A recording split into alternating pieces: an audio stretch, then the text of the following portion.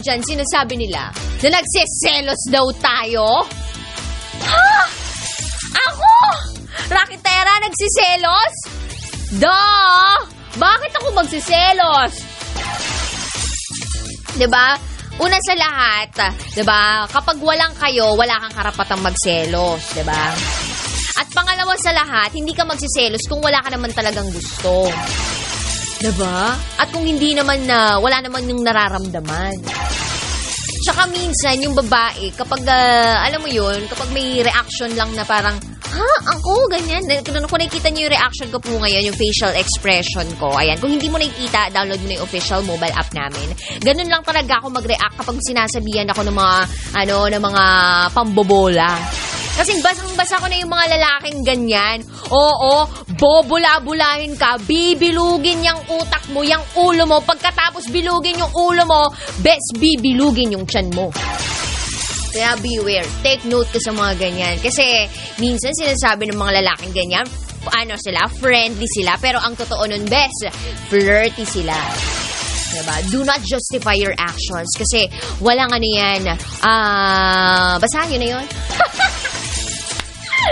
Anyway, best, GB lang tayo all the way today. Today is a Thursday at nagpapabati daw ngayon si Kuya Mark Miranda sa wakas, di ba?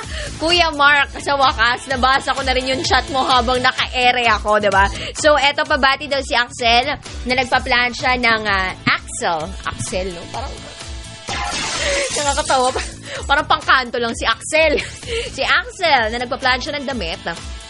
Pakisabi daw, next time magtanong muna para hindi nagkakamali. Ay, oo, may mga ganyan talagang tao. Hindi kasi nagtatanong bago gawin yung isang bagay, diba? O hindi muna kino-confirm kung tama o mali, diba? Minsan, padalos-dalos kasi, diba? Tsaka nagmamadali, kaya mas lalong nagkakamali. Ay, nako. Kaya sa mga best ko naman out there na nakikinig ngayon, maraming salamat po. Sa Team Rocketeers, thank you so much for all out support, for all the love. Alam mo, marami pong nag-message sa akin this past few days. Actually, kahit pa last year, actually. Pero, hindi ko man po kayo ma-replyan isa-isa. Pero dito sa puso ko, nakaukit kayong lahat. May mga ilan pa nga, sinendan ko pa ng video ko kasi hindi sila naniniwala na ako yung naghahawak ng Facebook page ko. Pag ako, hands-on. Sa lahat ng bagay, hands-on ako. Gusto mo? Ikaw din, hands-on ko. Etching lang. Ay, nako. Anyway, best. Kapiling mo na 3 o'clock to 6 p.m. ang babaeng naniniwalang aanhin mo ang sexy body. Kumukha lang naman ang makikita sa ID. Okay lang na chubby, at least yummy. At okay lang din naman pumarty, basta wag lang third party. This is me, the one and only DJ Rakitera. At syempre kahit Thursday ngayon, meron pa rin tayong secret file. So, ano kaya ang ating secret file for today? Ikaw kaya ay lalabasan ng luha sa iyong mga mata o di kaya naman tatayuan ng kilay sa ating secret file sender? Well, malalaman natin yan mamaya.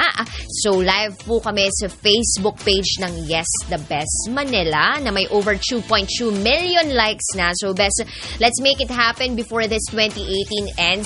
Sana makaabot kami ng 3 million, diba? Or kahit hindi 3 million, kahit 5 million. Sabi nga nila, aim high, dream high, soar high, diba? Woo, yeah! Kahit wala ng love life, basta, career tayo ngayon! Woo! Etching lang. Anyway, Bez, BRB as in, be right back. You're listening here at the Millennials Choice 101.1. Yes, the best. Here's a song from Between Escalante para sa lahat ng mga gustong sila na lang ang ibigin. Kung ako na lang sana.